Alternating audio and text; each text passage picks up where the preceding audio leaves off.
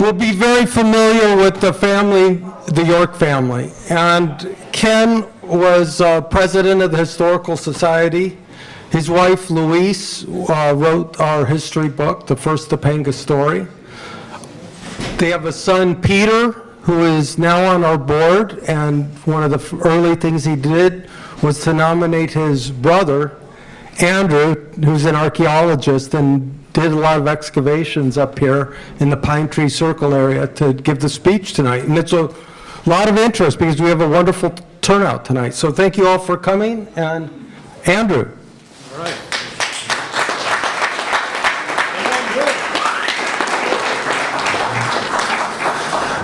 Thank you, Ed. Hi, everybody. I'm really happy to be here. Thank you all for coming out tonight and hear me talk about some archaeology, or what we might call the deeper history of Topanga. I think, you know, the part before Europeans showed up, the other 98% of the time that humans have lived here in the canyon, maybe 500 generations of people who were no doubt just as, you know, complex and colorful and full of shenanigans as the people who live around here today. We just don't know much about them. They didn't leave us any written records, no photographs. They didn't have Instagram, apparently, but despite that, they're still important. So tonight we'll try to give those folks some of the attention they deserve. So we'll look at them, I think, through some other means, by looking at the physical stuff that they left behind. And we're going to do this mainly through some archaeological work that I was involved with recently down at Pine Tree Circle, right where Topanga Canyon Boulevard and Old Canyon come together, but also from some other sites in the canyon that, as we'll see, were really important to how we understand the prehistory of California in general. Before we get into that, a little bit about me. Not that you should care, but because you might be asking yourself, you know, why this guy is qualified to talk about this stuff. It's an excellent question, one that I ask myself fairly often. I am an archaeologist by profession. I'm not an academic archaeologist. I don't teach at a university. I did think about going in that direction, but I was afraid of all the public speaking. So I am instead a consulting archaeologist, as honestly most of us are these days, which is one that helps public agencies and developers with their legal obligations to minimize their impacts on the environment, including archaeological sites. Basically what we do is we try to save the sites when we can, and if they can't be saved, then we try to get as much information out of them as we can before they're destroyed. There's more to it than that, but you know, that's the gist of it. And that was the situation we found ourselves in some years ago when we were asked by the Department of Public Works to help with a couple of projects that they had down at Pine Tree Circle. I won't bore you with the details, but they both involved installing utilities under the highway, where for reasons that we'll get into, it was suspected that there might be artifacts or other archaeological materials under there. I jumped at the chance to get involved in these projects because I've always wanted to do archaeology in Topanga. Not that I'm, you know, particularly an authority on the prehistory of the Santa Monica Mountains. I think that would certainly be Chester King, who lives in the canyon here. He's done some very, very influential work over the past 60 years, or folks like Dan Larson, who worked here locally for many years, or any number of other folks, probably bigger experts than I am. But it is kind of as Ed says, it's kind of a personal journey for me because I was born here in Topanga. I grew up here. I remember when I was little, one day I heard some old timers talking. We're all old timers now, but the old timers then were talking about how there used to be an Indian village down by the old Best Foods Market If you remember that, that 20 or 30 years before that, when they dug the underground tanks for the Chevron station that used to be there, they found artifacts, bones, skeletons, which that's unfortunate. We don't want that to happen, but at the same time, when I was 9 years old, that was the coolest thing ever. I was told that they were the Chumash Indians, which, as we'll see, may or may not be true. So both they and their village were all gone, both of which are definitely not true. But even so, I was hooked. I wanted to find something of theirs, preferably an arrowhead or something like that. I never did. I didn't see any down behind the market there. I didn't know where else to look. Probably just as well I would have stuck it in my pocket, which you're not supposed to do. But I did come close. I found out later when my friends and I were in middle school, we liked to grab our sleeping bags sometimes and our pellet guns, and we'd sneak out after dark and we'd camp in what is now the state park, but then was the Trippett Ranch, the area we used to call the 92 acres, or just the 92. It was kind of in transition then. The security was lax, and we'd do all kinds of dumb stuff that we don't need to talk about here. Statute of limitations, I think, is over. Anyway, there we are. 1970, and the only reason I'm subjecting you to this picture is that on this particular trip, I remember right where we camped, and we didn't know it at the time, but it was just about on top of one of the most important sites, most important archaeological sites in California. This, of course, you may have guessed, is the famous tank site that you can read about in both volumes of the Topanga story, and also in just about any book about California archaeology. It's a site that gave rise to terms like the Topanga culture, the Topanga complex, Topanga-like artifacts at sites that are hundreds of miles from here. So I want to spend just a minute on this site, since it kind of ties into the work we did down at Pine Tree Circle and how that site was discovered, at least by archaeologists. It all started one day in March 1946 when an anthropology teacher at UCLA named Robert Heiser, who later went on to an extremely influential career at UC Berkeley. He was visiting his colleague Edwin Leimert, who was a sociology teacher at UCLA, living on Entrada Drive at the time. Heiser was out gathering firewood, the story goes, and he found artifacts on a small knoll with a water tank on it a couple of hundred yards from the Trippett Ranch house. Here it is. Oops. Go back. There we go. There it is. This is from the kind of the fire road looking northwest down the hill across the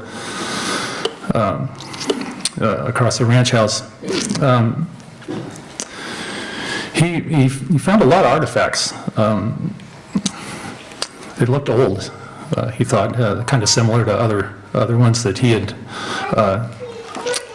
seen from old sites he had seen in the desert and up around Santa Barbara. A lot of large flat stones called metates. This one's probably about 1.5 feet in diameter. These smaller stones, hand stones used for grinding seeds on the metate. These are called monos, and then various other kind of clunky tools that were used for various scraping and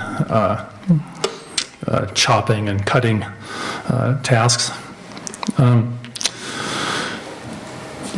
They dug a couple of test pits at the tank site. They found quite a lot of artifacts. They wrote it all up in a brief report.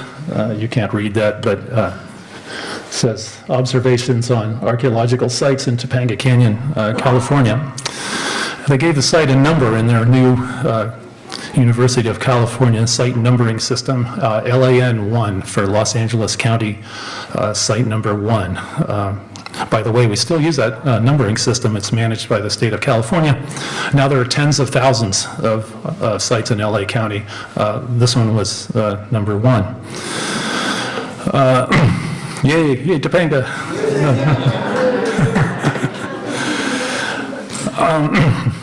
Next year, cooperative expedition was organized between UCLA and UC Berkeley over 2 seasons in 1947 and 1948.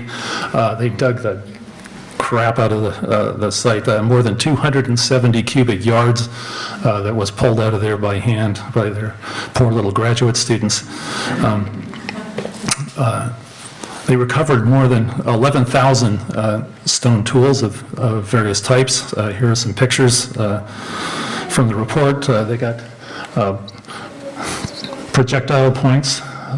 They got several dozen of these big flat and basin-shaped patatis, hundreds of manos, and literally thousands of these scraping and chopping tools throughout the site, made from the local basalts. The work was directed by a couple of graduate students, a guy named Don Treganza from UC Berkeley, and unusually for the time, his co-author on the final report, a woman archaeologist from UCLA, 23-year-old Agnes Bierman. Here's a picture of Agnes from around that time. She wanted to do a lot of pioneering archaeology in Southern California. I actually met her a number of years ago at a symposium honoring her contributions. Very nice lady. She remembered the tank site very well, had assumed it was long gone under condominiums or something. She was really glad to hear it's protected in the state park. So Treganza took on the excavations while Agnes assisted with those, but another thing she wanted to do was to take a good hard look around the rest of the canyon to see what else is here. She took along another student named Albert Moore, M-O-H-R. I don't have a picture of him. I imagine he looked happy.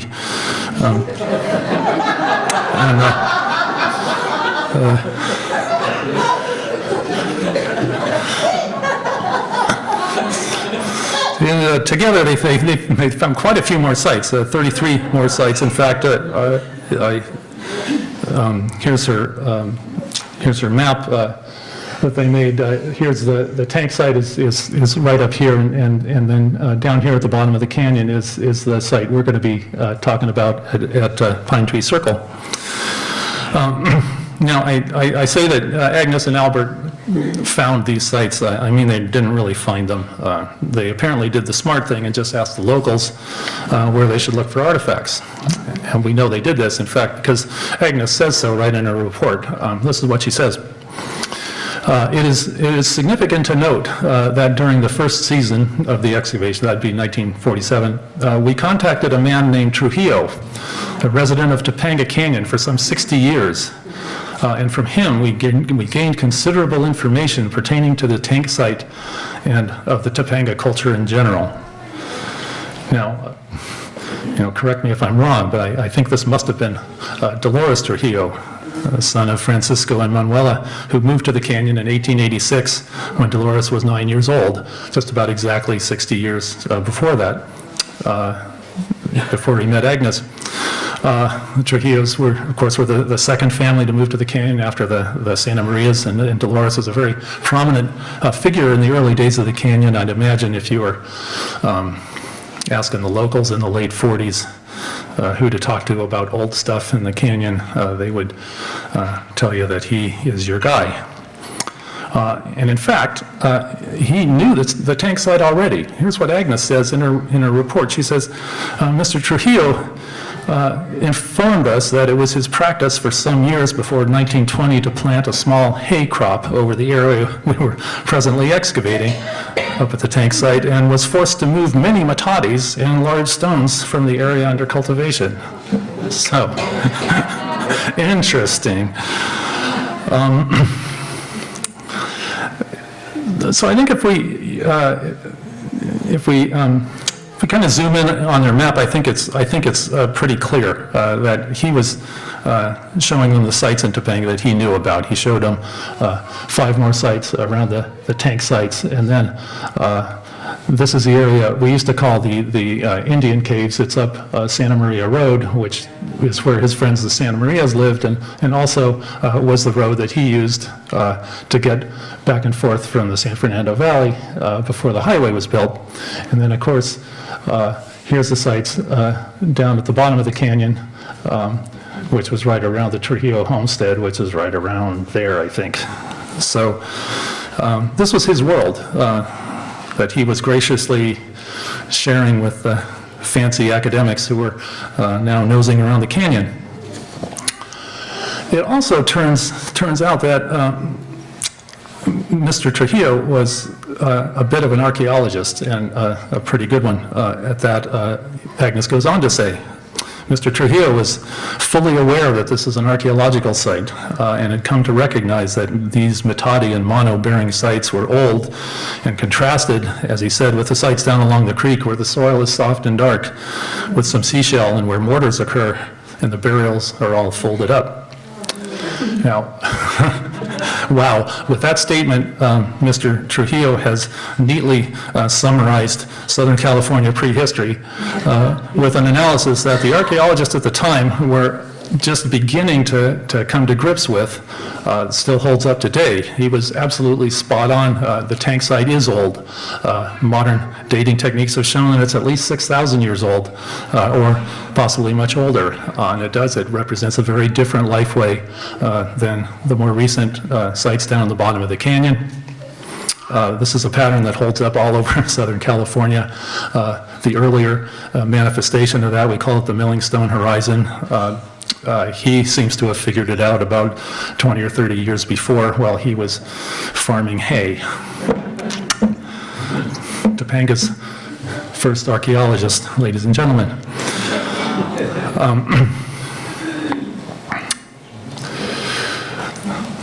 One of these sites down along the creek with the seashells and the dark soil, which he pointed out to Agnes and Albert, is the one that they recorded as site number 8.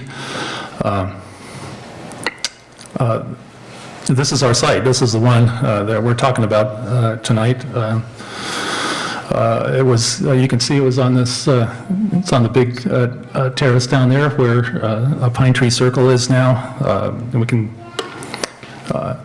see it's a great place to live. It's pretty flat, it's sunny, it's got good access to the water, all kinds of plants and animals, other resources. It's also strategic. It's on the natural travel routes up the canyons between the coast and the valley.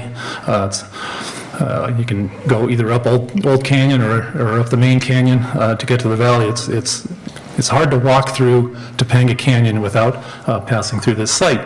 So it's not surprising that one of the earlier houses in the canyon was built here by a man named Simons in 1896, drowned in a flood. Soon after that, the house was owned by the Harters and the Gibbons. Then, when Postal Service was established in 1908, it became the Topanga Post Office.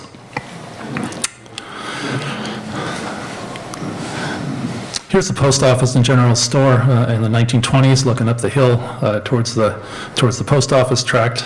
And just for reference, here's the same view today, more or less. Original post office was right about where this building is, right about there. I think Topanga homegrown is just about right, exactly where it was. If we go back to the 20s, if we look closely, we can see the soft, dark soil. I don't know. I hope you can see this that Mr. Trujillo was talking about. Archaeologists call this midden soil, M-I-D-D-E-N. It's what you get when people camp on a site for many, many years. They make cooking fires with all their ash and charcoal, getting into the soil and then dropping all their food remains, other debris into it, and, all their used up old artifacts, which turns the soil really organic and dark. Question. Yes? Was there a bridge over the creek in at that time? In the 20s, I think that bridge was built, are you talking about the one downstream? the one, or the one up that goes up by Old Canyon. the one that's currently just beyond Hidden Treasures. Isn't that it? Yeah, That's it right there, right? yeah, so right there, yeah. And I've seen another picture from, I think it was earlier than this one, so I would think it's around 1910 or so, and there's a bridge there, but it's one of those bridges that has a frame over it. It's not a covered bridge, but it's got those kind of beams, yeah, trusses, yeah. So where was I? Anyway, so the midden soil, yeah, it's a pretty key indicator of an archaeological site. And of course, it wasn't just Mr. Trujillo that knew about this site. The local residents knew all about it, and the reason they knew that is because every time they did any digging there, for whatever reason, they kept finding things. We read about this in the Topanga story, where they described finding not just artifacts, but graves right there where the post office was. Here's a picture of the site in about 1940 or so. Here's the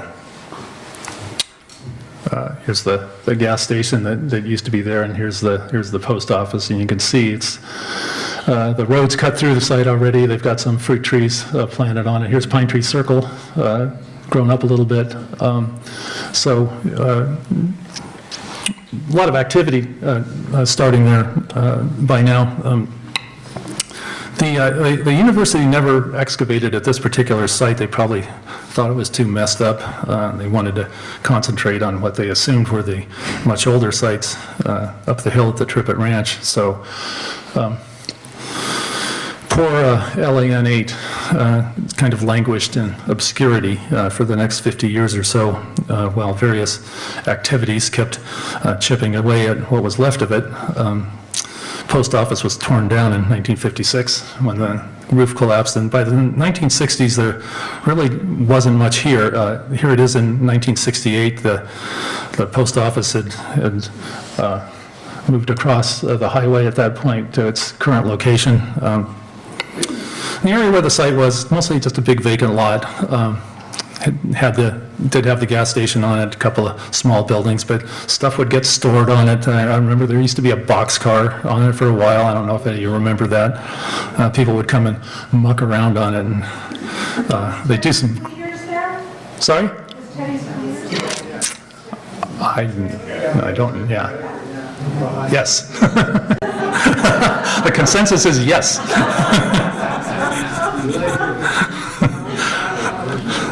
That's a crowdsourced question. Anyway, that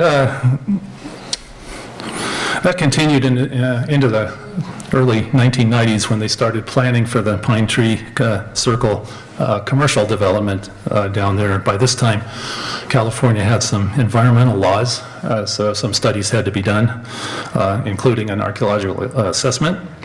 A couple of small excavations were done. They did turn up some small remnants of the site right there on the terrace. And produced a small collection of artifacts, some prehistoric food remains like shell and animal bone. But they were pretty disturbed. They didn't get a whole lot of results. Then fast forward another 15 years or so, when our company was retained by the County Department of Public Works to do some archaeological studies for the two utility projects I mentioned. The first was to install utility lines under the boulevard for the newly constructed Topanga Library, and that project was followed almost immediately by another one to relocate overhead utility lines and move them underground, also underneath the boulevard. You kind of have to remember Dennis King throwing himself in front of the both those. I'm sorry? Before Pine Tree Circle was developed. Dennis King, archaeologist. Chester King. Chester. Yes. Dennis Yes, yeah, Chester was quite an advocate for this site. He even went so far as to go down to the Southwest Museum, and some of the folks who had found artifacts back in the 20s had actually donated some of them, and he went down and found them, sent some letters expressing concern about the site for our project. So yeah. When you're making these excavations, do you get to look at the dirt? Yes. I'm getting to that, yeah. Yeah, you're exactly right.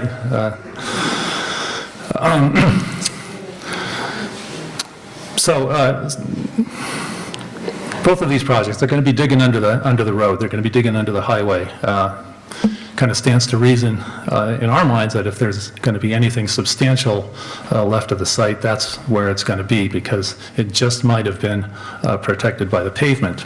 So a lot of meetings between the various stakeholders, but eventually a plan was put in place. The plan was to proceed very slowly with the utility trenches, which would be watched closely by an archaeologist and a Native American tribal representative. Here's our monitors here watching this guy who had just dug a trench here. Now he's doing some handwork, pulling up some pavement. But this is Robert Dorame, our Native American monitor. Here's the archaeologist. I don't remember his name, but they're watching the excavation there, and so the basic procedures is that the monitors, they watch the mechanical excavations very, very closely. If they see any artifacts or midden soil, the construction gets redirected somewhere else. And then it gets sampled using archaeological techniques. It gets gridded off into these square excavation units. They're usually about 1 meter by 1 meter. Dig them by hand in 10-centimeter levels. All the soil gets screened through very fine screen, either 1/8 inch or 1/16 inch, so as to find even the very small artifacts or bones. So I'll just scroll through a few of these. This is under several feet of fill. We're down about 8 feet there. You can see the shoring around the pit. Some of the midden was very deeply buried down there. Here's a utility vault that you can see some midden inside there on the right. Then here's got someone digging a unit inside one of the trenches where they'd found some midden. These are digging along the utility lines along the highway there, and this is the screening. This is the dry screening operation. When the dirt is first dug out, we would run it through these dry screens and work it down a little bit, and then we'd wash it all. So all the dirt is washed away, and you can see even just the tiniest artifacts or bones. As we suspected, both projects did hit midden soil and artifacts. Most of it under the highway, right around the intersection there, and it was pretty obvious right off the bat that the site is pretty screwed up under there. There's a ton of old utilities buried under that intersection. You can see where old pipes had broken and they gotten dug up, and then they gotten reinstalled, and they moved a bunch of new dirt in there. The highway, when they banked the curve, it really dug into the site quite a bit. Just a lot of disturbance. So it's not an ideal situation. As an archaeologist, you like to see these nice, neat layers with the old stuff on the bottom and then the more recent stuff on the top. But honestly, we hardly ever get that in California archaeology. If people haven't disturbed sites, the gophers usually have. So all is not lost here. Where we do find good midden, it is still full of artifacts and food remains. It can still tell us a lot about the people who lived here. This is, again, in that utility vault. This is all a recent fill up here, but the archaeological site materials is right in this area here, and we determined that it is completely mixed up in there. Someone had just basically, I think, shoved it off the top of the top of the slope there, but still, it is full of a lot of really interesting things. One of those things is that it has human remains in it. Remember the stories people told about finding burials here at the site. You can read about it in both of the books. We didn't find any intact burials, but we did find fragments of human bone almost right off the bat. Not a lot, but a number of small fragments. And when that happens, there's a very specific set of legal procedures to follow, which involved calling the county coroner, the Native American Heritage Commission. They designated a Native American person who was the most likely descendant of the people thought to have lived here. They provide input on how those remains are treated. In this case, the most likely descendant was the tribal chair of the Gabrielino Tongva San Gabriel Band of Mission Indians. And I want to say something real quick about the tribal representation out here. You know, it's often written in anthropology books or popular histories, including the first edition of the Topanga story, that the native cultures that lived here for all those thousands of years have vanished, or they've been destroyed. That is, they will tell you that is very much not the case. The descendants of these people are still here. Their culture is very much alive. Their traditional places and the physical remains left by their ancestors are still very important to them. And you know, speaking as an archaeologist who occasionally must dig up those remains, sometimes they are very, very vigorously defended. And that kind of tribal representation is now required by various state and federal laws. So we worked with two groups of Native American tribes. They were very much present, involved in all phases of the planning and field work. Every shovelful of dirt that came out of the ground here was watched closely by both an archaeologist and a Native American tribal representative. Here we have Robert Dorme again on the left, talking to one of the construction guys. So in agreement with the tribes, in addition to what was excavated archaeologically, any soils with any potential for human remains were taken off the site and screened. So in total, more than 120 cubic yards of site soil were screened. We couldn't even do it on site. We had to have a truck to a Caltrans yard in downtown LA. It's really unusual to screen that much dirt from its site, and what it does is it gives us a big collection of artifacts. Food remains really helps us understand what this site was all about. So we'll spend a few minutes have a look at what we got. Question. Yeah. When these people are brought in, the tribal people brought in, and there's this kind of sacred vibe going on around this. How are the local workers, the construction workers, the people that are, kind of doing the utility work and stuff, how do they respond to the kind of spiritual aspect of this kind of being integrated into their work world that they have to? Because when we first moved here 9 years ago, they were doing it by the post office and they had to stop everything they were doing. I'm just wondering, were partners in that, supportive of that? Were they frustrated?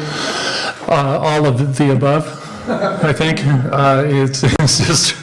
it's really variable. One thing, in the early planning phases, when we're working with with the executives in the Department of Public Works, and we're working with the managers at Southern California Edison. That's one thing we point out really strongly is that look, the tribes are very concerned about this, and you need to be too. And for the most part, they understand that. This is part of doing business, and it's just part of just basically being respectful of people who are legitimate stakeholders in the project.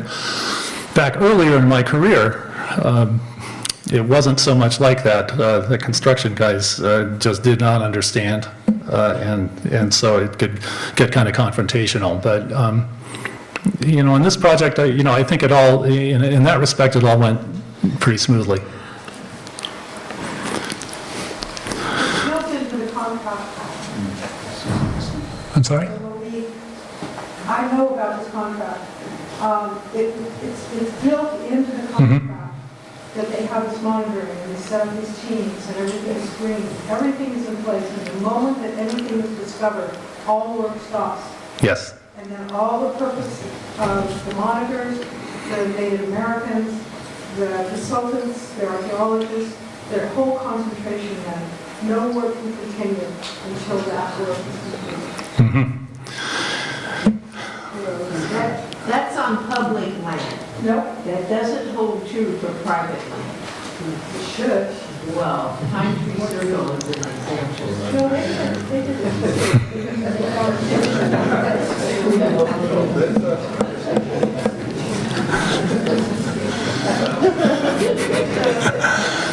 Well, yes. That's a whole other presentation. Let's look at what we got. I'll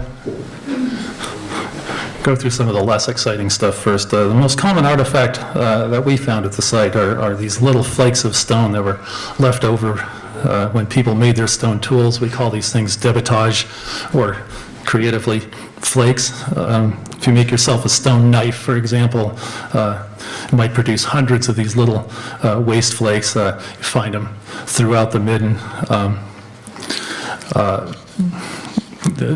They do provide us a little bit of information, but one of the most interesting flakes that we got were that we found a couple of dozen flakes of obsidian. Obsidian, of course, is this black volcanic glass. It's really desirable for tools because it's super sharp, but being formed by volcanoes, it's obviously not from around here. You can only find it in places where there's volcanic activity.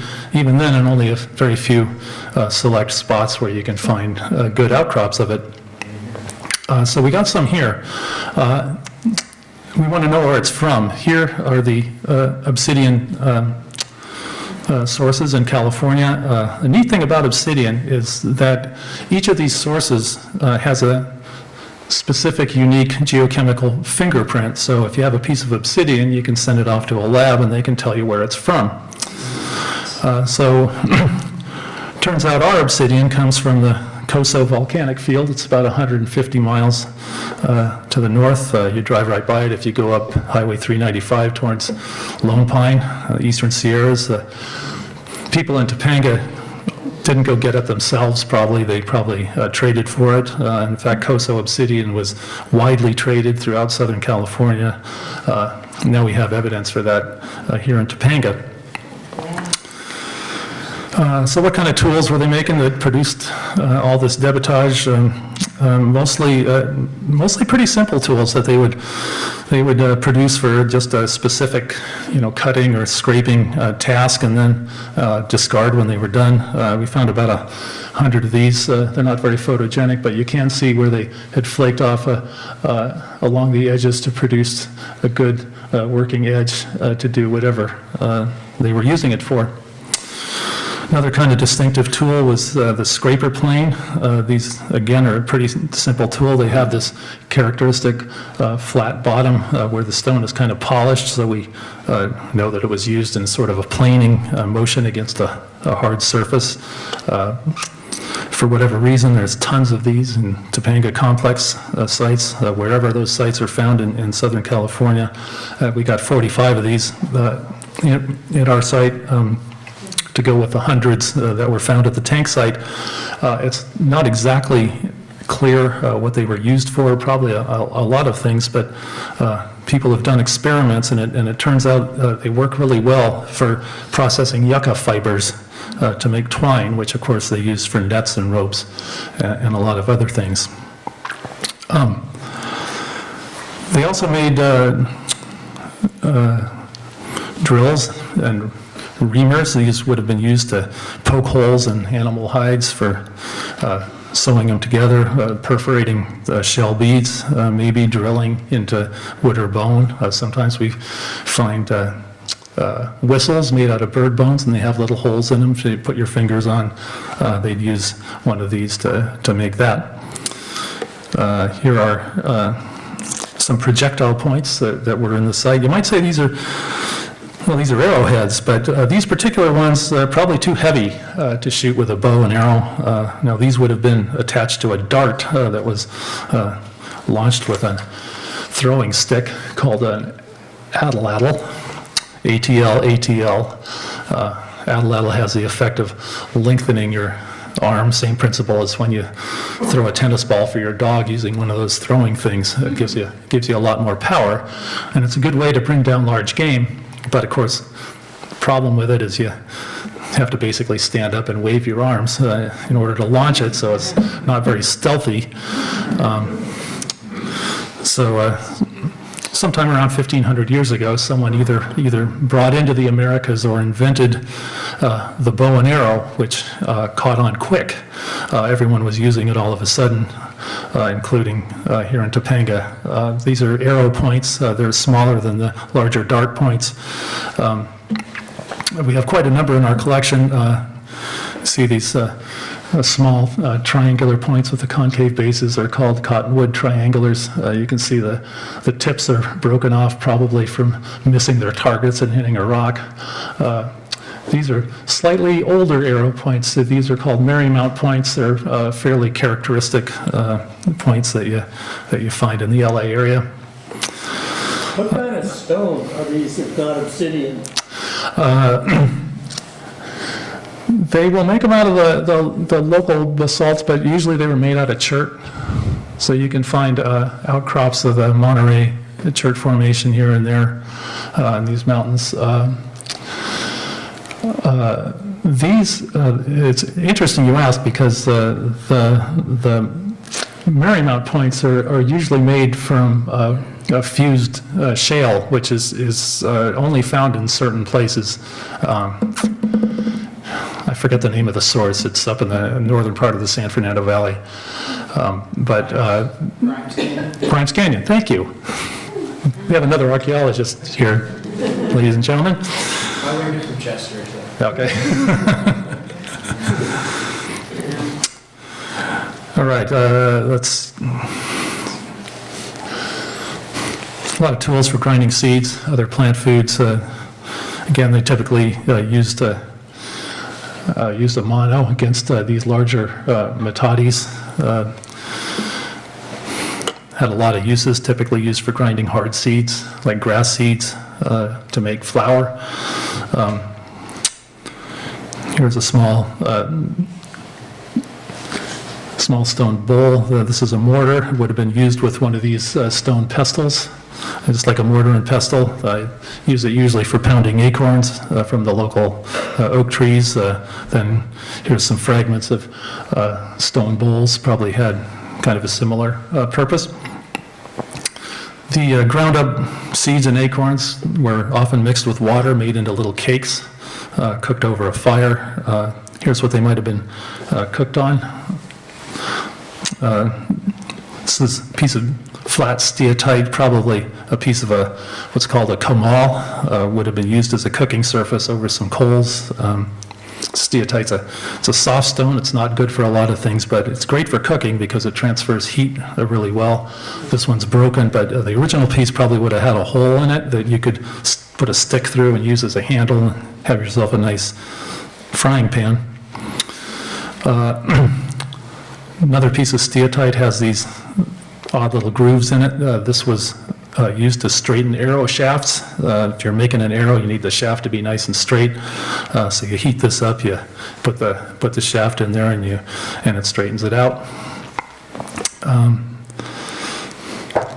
Also, a number of tools that are made out of bone. Here are some bone awls. We can tell they were used some of them were used in a twisting motion because they have tiny little diagonal scratches on the tips. These were probably used for poking holes in animal skins or possibly for making baskets. Some of the smaller ones that may have been either awls or needles used for sewing hides together. Not all the artifacts are tools. Many of them are ornamental. Some of these are made out of stone. Here's a piece of steatite that's a piece of that's a pendant. Here are a couple of others that were probably pendants as well. We find examples that look like this that aren't broken, that have little holes in the other end for putting a string through. Most of the ornaments we have are made from shell. Here's a number of ring ornaments made from limpet shells. These might have been attached to clothing or worn on strings. Most common ornament we found were beads. These are made out of various materials. For example, here's some that were made out of stone, but most of them are made out of shell, and I call them ornaments, but they were really much more than that. Shell beads in California were extremely important in indigenous society, at least later in time. They were used as currency. They were exchanged for all kinds of goods and services. They were symbols of wealth. They had ceremonial significance. People were sometimes buried with tens of thousands of beads. Great majority of the beads in California were fashioned from the purple olive shell genus Olivella. We just call them Olivella beads. There's almost a whole one there. You've probably seen them down on the beach occasionally. Sometimes they used other kinds of shells like clams or mussels or abalone, but basically the whole industry was really based on these tiny little Olivella shells. And the shapes and the styles of the beads changed over time, so that, say, 2,000 years ago, they were making a certain style of bead, and then 500 years ago, they were making beads that looked very different. I want to give a shout out again to Chester King, who nearly 50 years ago put all this together in a bead synthesis that is still the basic reference today. But they did change over time. For example, here are the oldest Olivella beads we found. These are called saucer beads because they incorporate the curvy wall of the shell. We have 60 of these in our collection. They were made typically between about 2,500 and 2,000 years ago, so they're pretty old. More recent are these cupped beads, which are made from a thicker part of the shell. We got 71 of these.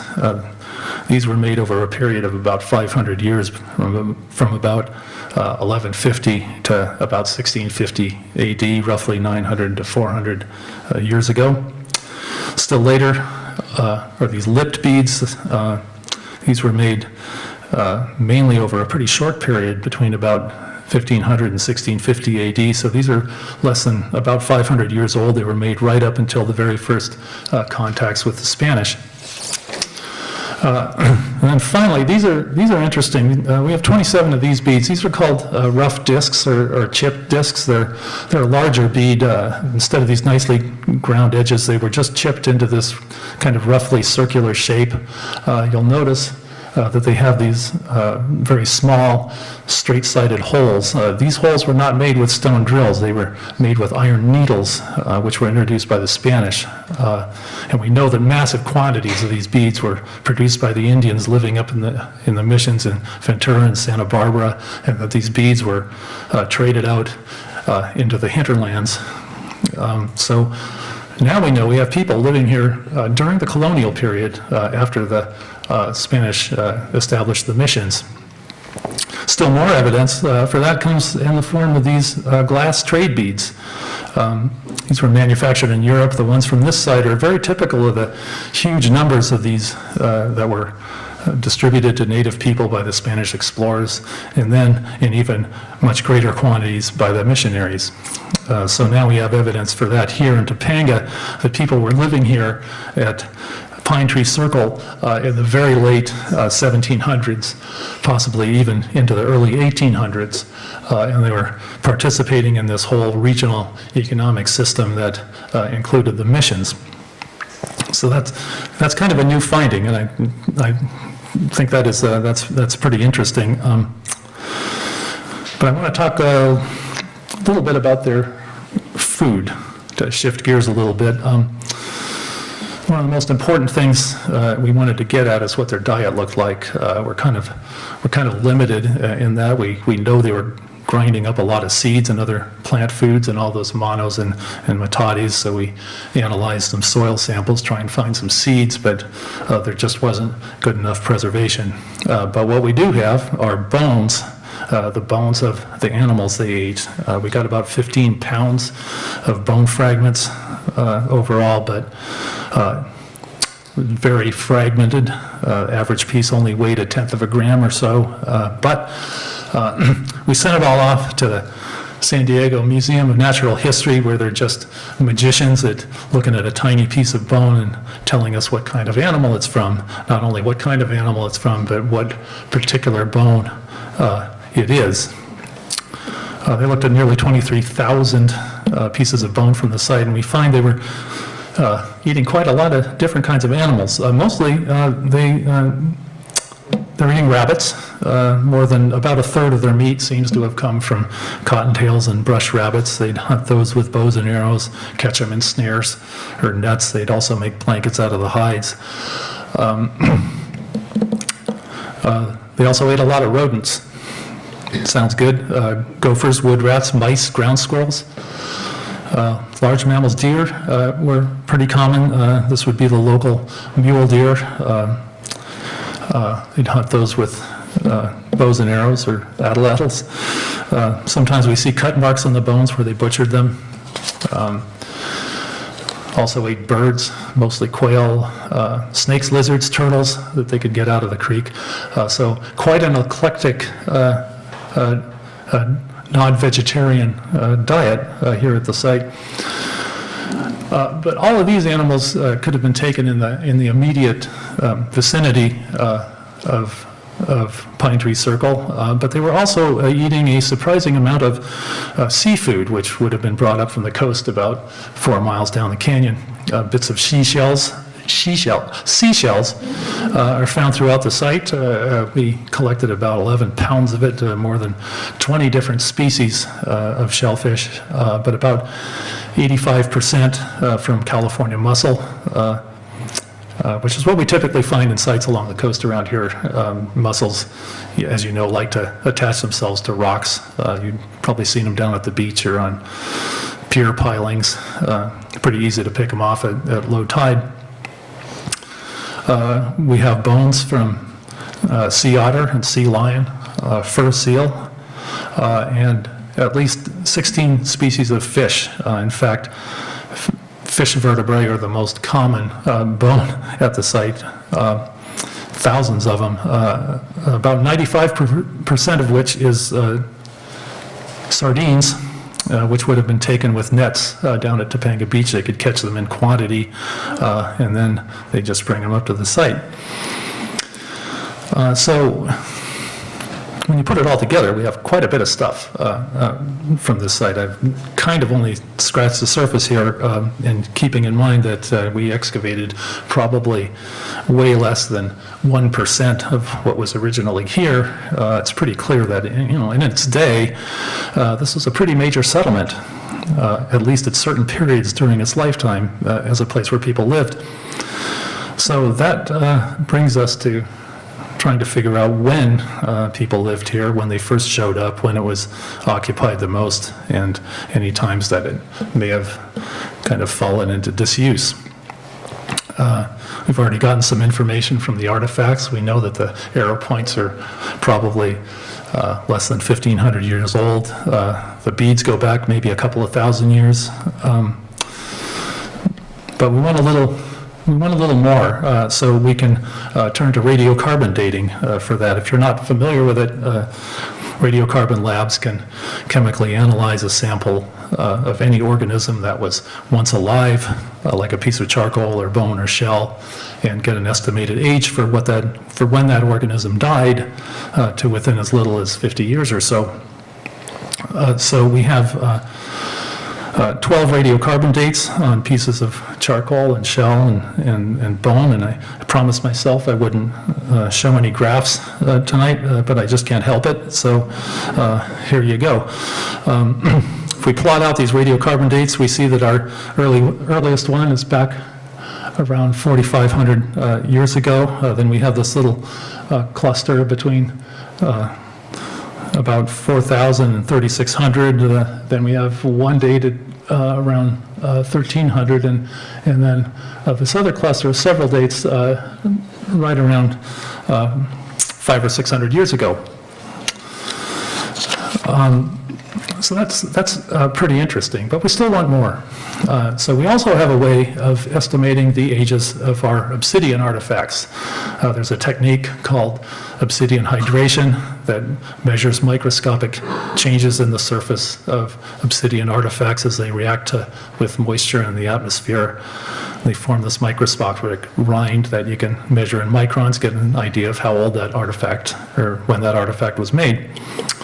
And there are physicists out there that claim to have refined that to the point where they can assign calendar ages to these artifacts. I'm a little skeptical that it's really that precise, but it probably gets us in the ballpark. So let's add them in anyway. We ran the numbers on 16 pieces of obsidian. If we add these to our graph, we see that actually, obsidian might be showing up quite early, maybe 7,000, 6,300 years ago. Then showing up again around 2,500 years ago, and then becoming actually fairly common, really peaking about 2,500 years ago, and then lasting all the way up pretty close to historic contact. And that tracks pretty well with our time-sensitive beads. We have 12 between about 2,000 and 2,500, and then a lot more, 128 beads just in the last 800 years or so. So the picture that seems to be emerging from this is that people seem to have first started camping occasionally down here at Pine Tree Circle, maybe around 7,000 years ago, possibly quite a bit earlier. These early people probably moved in small family groups all over the LA basin. When they were here in the canyon, they stayed here at Pine Tree Circle, but maybe more often up at the tank site, other sites up in the state park. But over the centuries, as populations grew, people showed up here more often and stayed for longer.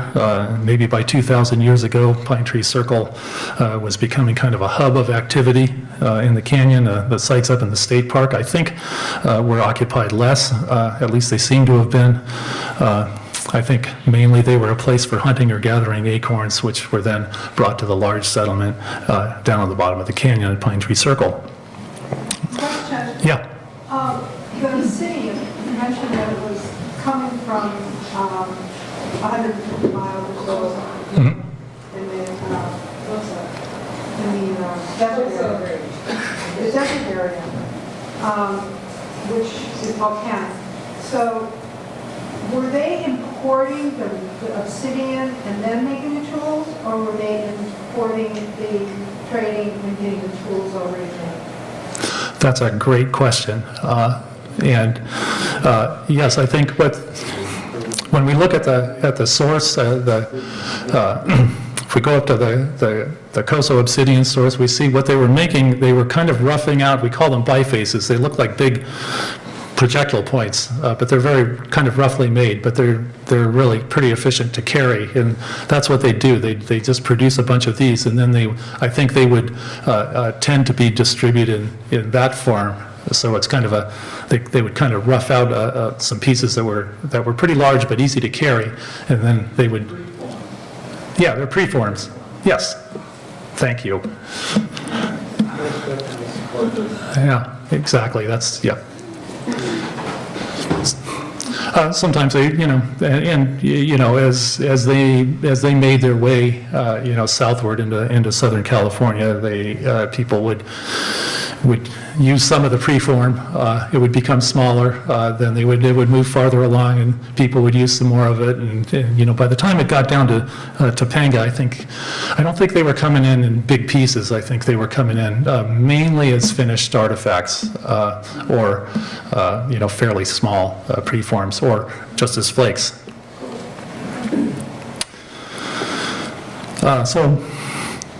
Anyway, it looks like by about 1,000 years ago, this site was a pretty significant settlement with people living there, maybe not all the time, but at least part of the year and for fairly extended periods.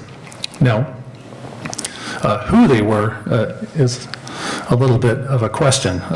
Topanga is generally thought to be within the territory of the Gabrielino, or the Tongva, as they're more often known now. Lived mainly in the Los Angeles Basin, to the west and north of the Tongva, where the Chumash, who lived basically from Malibu all the way up to north of San Luis Obispo. Topanga is a Gabrielino, it's a Tongva name, and the Tongva today would put it within their territory, but it's right on the border with the Chumash, who live up in Malibu, and those border situations can be kind of fluid, and I know that Chester King and some other researchers have pointed out that some Topanga people who went to the missions had names that, from Topanga, had names that were Chumash, so it looks like people who came from that, a number of Chumash at least, were living in Topanga at that time. So I think the situation here at the border was probably pretty complex, with a lot of intermarriage, a lot of mixing going on with people of different backgrounds, rubbing shoulders. Kind of on brand for Topanga, I think. In any case, by the time the Spanish arrived, many thousands of people lived in this area that we're showing here. The landscape was dotted with 40 or 50 major villages, some with hundreds of people.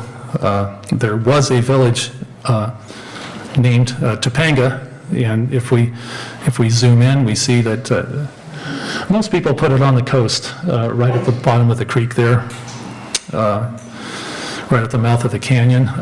And if you go down there by the bridge over the creek, and there's that old abandoned motel, I don't know if that's still there, all that area has been filled in.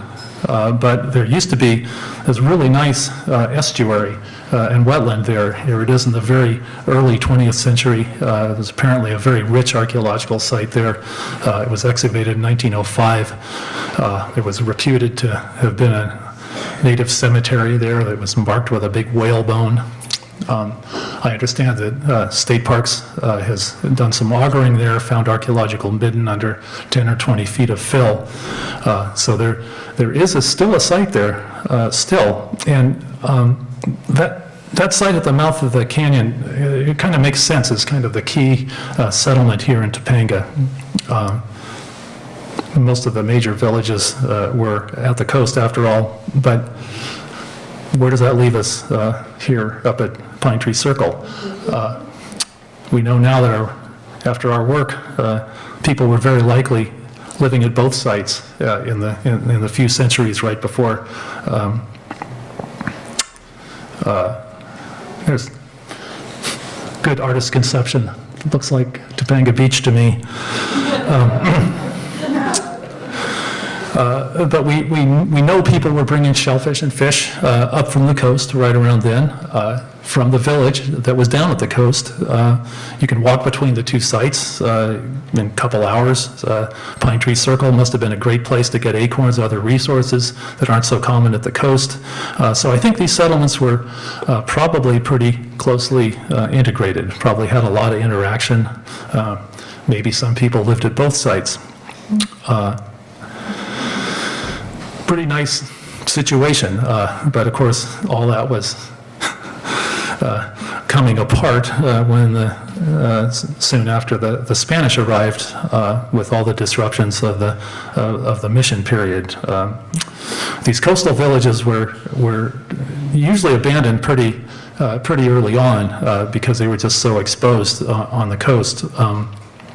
But I think that it's telling. I think that people seem to have remained up in the interior of the canyon or come back there during all these disruptions in the colonial period. Maybe it was a remote refuge from the Spanish, or maybe it was an ancient traditional space that was important to their culture and identity. We don't know why they were there, but it seems to have resonated with them somehow, and I think that as current or former residents of Topanga, we can all kind of relate to that. I think I've talked long enough. So thank you for listening. Here's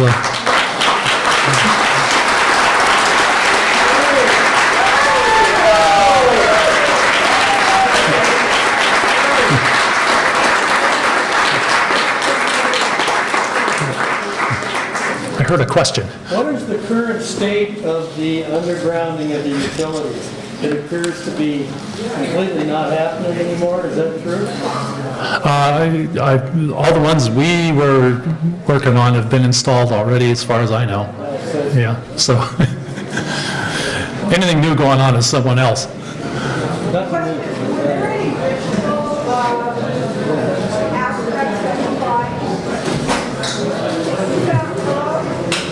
I'm sorry.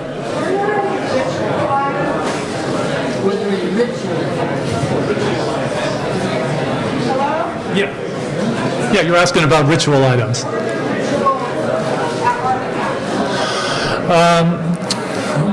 I think the closest we have to ritual artifacts would be the beads. They were used often in rituals, yeah.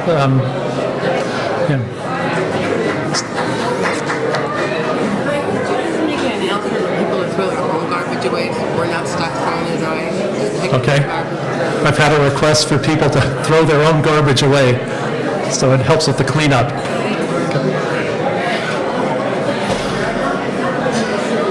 Oh, thank you. I thought you could use that. How was it?